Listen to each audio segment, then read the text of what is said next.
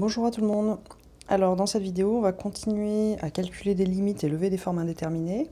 Et là, les exemples dans lesquels que je vais vous présenter là, c'est des exemples pour lesquels on a besoin de développement limité.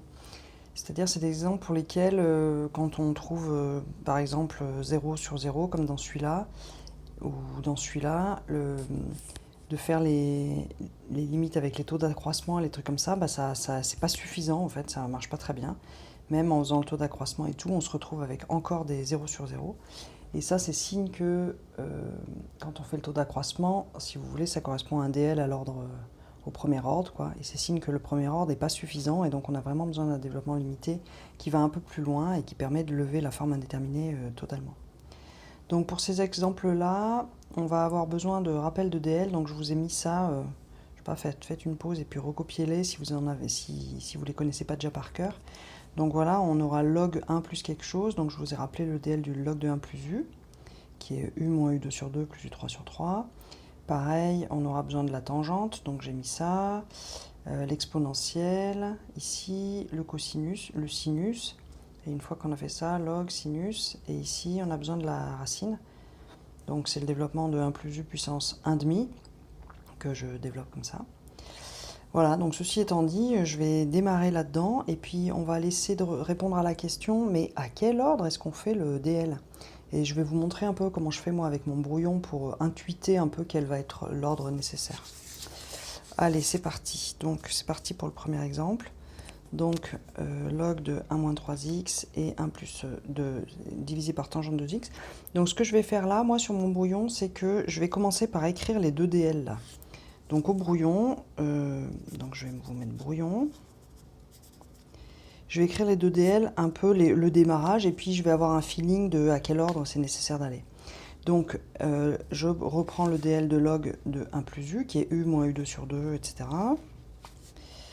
Donc c'est parti. Ln de 1 moins 3x, donc ça veut dire u égale moins 3x, hein. Donc ça me fait u, c'est-à-dire moins 3x, moins u2 sur 2, donc moins 3x carré sur 2, plus petit o de u2, petit o de x2, et on va voir si ça suffit. Et tangente 2x, alors tangente u plus u3 sur 3, donc allons-y, ça me fait 2x, plus u3, donc 2x le tout au cube, sur 3, plus petit o de x3. Et là, du coup, on voit qu'il y a un quotient du style un polynôme qui commence par x en haut, divisé par un polynôme qui commence par x, et on pourra simplifier les deux, et on aura tout de suite une constante. Donc en fait, là, en voyant ça, là, hein, je fais dans ma tête la fraction ça divisé par ça, et je vois que moi, c'est pas nécessaire d'aller même à l'ordre 2, en fait, l'ordre 1 suffit, c'est-à-dire ici, c'est un truc où les équivalents sont suffisants, il n'y a même pas besoin d'aller plus loin dans le développement limité. Donc, ça veut dire que je vais m'arrêter à l'ordre 1, ça suffit.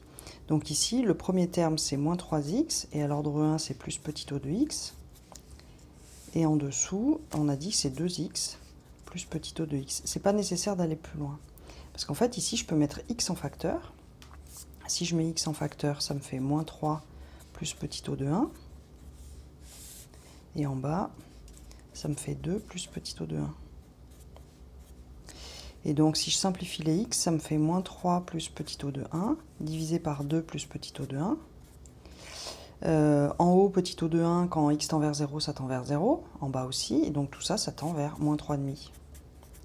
Et donc là, cette limite-là, elle est toute simple en faisant juste le tout premier terme du développement limité, c'est-à-dire juste l'équivalent. On n'a pas besoin d'aller plus loin, parce que les x2 ne servent à rien. Ici, ça suffit.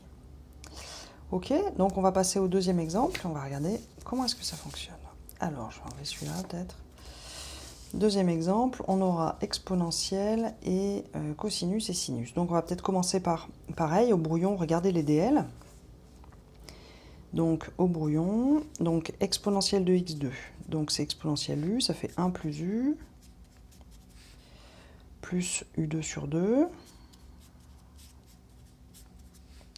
plus petit o de ce truc-là, u2, donc ça va me faire de x2,2, donc du x4. Pour l'instant, je vais m'arrêter là, et puis on va regarder ce qui se passe. Pour le cosinus,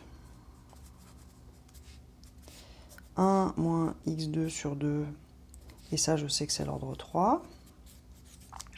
Et puis pour le sinus, ça commence par x moins x3 sur 6, plus petit o de x3.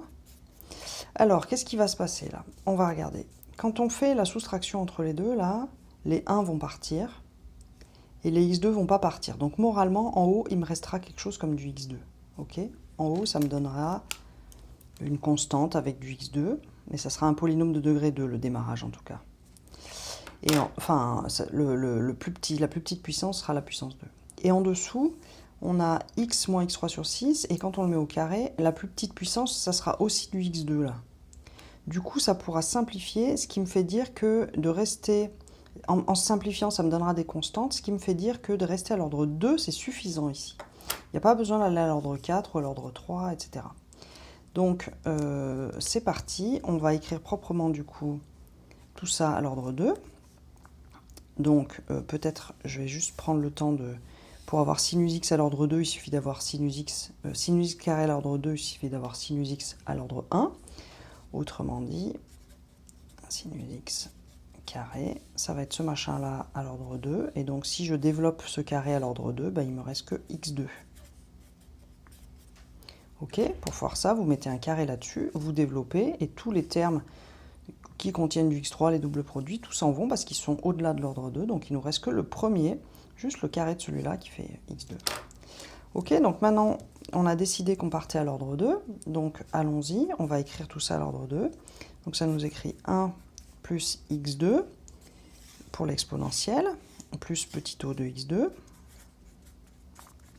Et dans le cosinus, moins 1 moins x2 sur 2. Et puis, on a aussi un petit o de x2 qui est déjà là, donc pas la peine de le remettre. Et en dessous, bah, sinus x carré, ça nous fait du x2 plus petit o de x2. Donc on va simplifier tout ça, les 1 s'en vont, et ici il reste x2 plus x2 sur 2, donc ça nous fait x2 fois 1 plus 1,5, donc 3 demi de x2, plus petit o x2, et en bas x2 plus petit o x2. Comme d'hab, comme tout à l'heure, je veux dire, on met x2 en facteur, autrement dit on va pouvoir le simplifier. 3 demi plus petit o de 1. Et en bas, on met aussi en facteur. Il nous reste 1 plus petit o de 1. Les petits o de 1 tendent vers 0. Quand x tend vers 0, ça, on simplifie. Donc tout ça, ça tend vers 3 demi quand x tend vers 0. Ok, on avait bien vérifié que c'était une forme indéterminée. Hein. Ça faisait 1 moins 1, donc c'est-à-dire 0 sur 0. Et ça ne fonctionnait pas avec le taux d'accroissement. Ok ? C'est bon pour celui-là. On va passer au troisième. Donc le troisième, c'est celui-ci. Log de 1 plus x moins sinus x sur x2. Donc on va commencer avec les dl de log de 1 plus x et puis sinus x. Pour voir, donc log de 1 plus x. Donc là, ça commence en x moins x2 sur 2 plus etc. Et sinus x, ça commence en x aussi. Donc là, je vois déjà que les x vont se simplifier. Donc il va falloir que j'aille un cran plus loin. Hein. C'était important de mettre ce bout-là. X moins x3 sur 6. Donc là, ce que je peux voir, c'est que dans la soustraction, les x vont se simplifier. Ici, il restera x2 et là x3. Et en bas, il restera x2. Et les x2 vont se simplifier. Donc j'aurai une constante en x2 avec la simplification. Donc là, il est suffisant pour moi d'aller à l'ordre 2. Autrement dit, ce terme-là, il ne va pas être nécessaire. Ok, parce qu'une fois que j'aurai simplifié, ici, en bas, j'aurai un 1 plus petit o de 1. Enfin, j'aurai juste un 1, et donc ça sera tout bien. Il n'y aura plus de division par 0, hein, parce que là, on a bien une division par 0. On a 0 sur 0 quand x tend vers 0. Donc, on est parti. À l'ordre 2, ça nous fait donc x moins x2 sur 2, plus petit o de x2. Et à l'ordre 2, le sinus, il vaut simplement x plus petit o de x2, donc je ne le remets pas parce qu'il est déjà là, divisé par x2. Donc les x s'en vont, il reste moins x2 sur 2 plus petit o de x2, divisé par x2.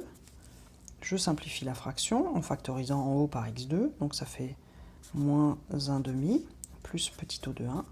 Et donc ce truc-là, ça tend simplement vers moins 1,5 quand x tend vers 0. Ok, ça va ? On passe à la dernière. Donc la dernière, c'est toujours des limites en 0, hein, j'ai pas précisé, mais c'est ça. Exponentielle x sur 2 moins racine de 1 moins x sur cos moins 1. Donc ça, en 0, c'est bien une forme indéterminée du style 0 sur 0, parce que ça fait 1, ça fait 1. Et ça fait 1, ça fait 1. Donc ça fait 1 moins 1 divisé par 1 moins 1. Donc ça tend vers 0. Donc pareil, on va aller regarder à quel ordre on fait les trucs. Donc pour ça, je vais commencer par faire le DL de cos x. Comme ça va voir par quoi on divise. Hein. Ça fait 1 moins x2 sur 2 plus blablabla. Et donc quand je fais moins 1, en gros, en bas, j'ai du x2. Donc si je veux y voir clair sur ma division et tout ça, à l'ordre 2 ici, ça sera suffisant. Donc je vais voir si j'arrive à avoir une info à l'ordre 2. X sur 2, alors ça me va faire 1 plus U, donc c'est x sur 2, plus U2 sur 2, donc U2 sur 2, à l'ordre 2. Et ensuite, on a racine de 1 moins x. Donc là, je me souviens du DL, racine de 1 plus U sur 2, moins U2 sur 8, avec U égale moins x, donc 1 plus U sur 2, ça me fait moins x sur 2, moins 1 huitième de U2, donc ça fait moins x au carré, plus blablabla.